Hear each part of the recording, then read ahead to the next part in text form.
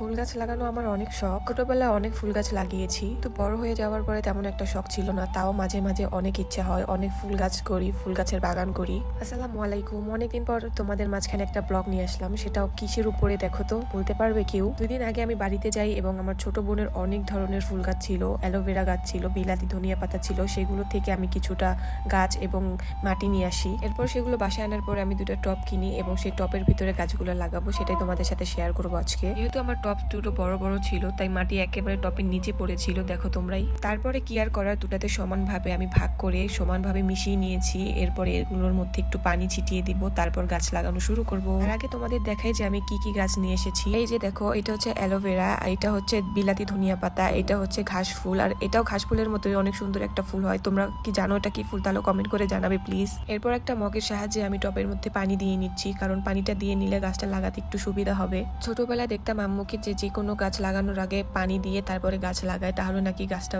ভালো হয়। যাই হোক, আমি সেই গাছটা লাগাইতেছি, যে গাছটার নাম আমি জানি না, কিন্তু এটা অনেক সুন্দর একটা ফুল হয়, গোলাপ ফুলের মতন ছোট ছোট লাল লাল। যেহেতু আমি মাটি বেশি আনতে পারিনি, তাই ভেবেছি যে একটা টবের মধ্যে 2 পদের গাছ লাগাবো। যেরকম এইখানে লাগাইতেছি এইটা, আর ওই ঘাস ফুল লাগাবো, আর ওই টবটার মধ্যে লাগাবো অ্যালোভেরা আর হচ্ছে বিলাতি ধনিয়া পাতা। এখন আমি যে গাছটা লাগাইতেছি, এই গাছটাতে এত সুন্দর রানী গোলাপি কালারের ফুল হয়। এই ফুলটা দেখতে আমার এত ভালো লাগে যা বলার বাহিরে। আমাদের কার কার এই ফুলটা ভালো লাগে এন্ড কার কার ফুল গাছ লাগাতে ভালো লাগে অবশ্যই কিন্তু কমেন্ট করে জানাতে ভুলবে না। যেহেতু এখন রমজান মাস, সময় কাটতে চায় না, তাই সময় কাটানোর জন্য বেস্ট একটা জিনিস ছিল। তো এই দেখো, আমার এটা কিন্তু শেষ হয়ে গেল। এখন আমি ওইটার কাজ শুরু করব। কেমন হয়েছে অবশ্যই বলবে। এরপর আমি এই টবটাতে ধনিয়া পাতা আর হচ্ছে অ্যালোভেরা গাছটা লাগাবো। ফার্স্টে আমি ধনিয়া পাতা গাছগুলো লাগাবো, তাই একটা ছুরির সাহায্যে একটু মাটি ফাঁকা করে নিচ্ছি এবং এখানে আমি একটা একটা করে লাগাবো। ধনিয়া পাতার টেস্ট কিন্তু অন্যরকম। কি কি খেয়েছো বা কাদের আঞ্চলিক ভাষায় এটাকে কি কি বলে অবশ্যই তোমরা কিন্তু জানাতে ভুলবা না। এন্ড এভাবেই একটা একটা করে আমি সবগুলো লাগিয়ে ফেলেছি। এন্ড এখানে আমি অ্যালোভেরা গাছটা এখন লাগাবো।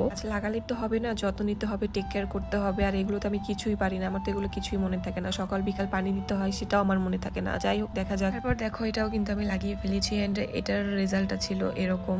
কোন টপটা বা কোন টপের গাছগুলো বেশি ভালো লেগেছে অবশ্যই কমেন্ট করতে ভুলবা না তোমরা। গাছ তো লাগানো শেষ, এবার এগুলোকে রাখবো কোথায় সেটাই তো ভাববার বিষয়, তাই না? তো ভাবলাম যে আমার ব্যালকনির জানালার সাথে এগুলোকে ঝুলিয়ে রাখবো। দেখো কত সুন্দর করে আমি গাছগুলো লাগিয়েছি, কিন্তু আর একটু মাটি বেশি হলে ভালো হতো। কি করার, আর মাটি তো এখানে নেই, আর সব রকম মাটিতে তো গাছ হয় না, বলো। তো এরপর আমি নিয়ে চলে আসলাম আমার জানালার কাছে, ব্যালকনির জানালা। তো সেখানে আমি একটা একটা করে ঝুলিয়ে রাখতেছি। এই যে, তো পরে দেখলাম যে এখানে এটা একটু কেমন যেন হয়েছে, ওটা ঠিক করে দিলাম। ইচ্ছা আছে যে এই জায়গাটা আমি পুরাটা গাছ লাগিয়ে এরকম টব ঝুলিয়ে ঝুলিয়ে ভরে ফেলবো, কারণ আমার কেন যেন এগুলো অনেক ভালো লাগে। যেহেতু ফার্স্ট টাইম এরকম ধরনের টপ এভাবে রাখতেছি, তো ভয় লাগতেছিল যে পড়ে যাবে নাকি। পরে দেখলাম যে না, সাপোর্ট আছে, পড়বে না। আর এখানে রাখার রিজনটা হচ্ছে সকালবেলা এখানে রোদ আসে, আর রোদ না থাকলে কিন্তু গাছ হয় না। তো এই তো, আজকে আমার ভিডিওটা ছিল এই পর্যন্ত। তোমাদের কেমন লেগেছে অবশ্যই কমেন্টে জানাবে। আল্লাহ হাফেজ।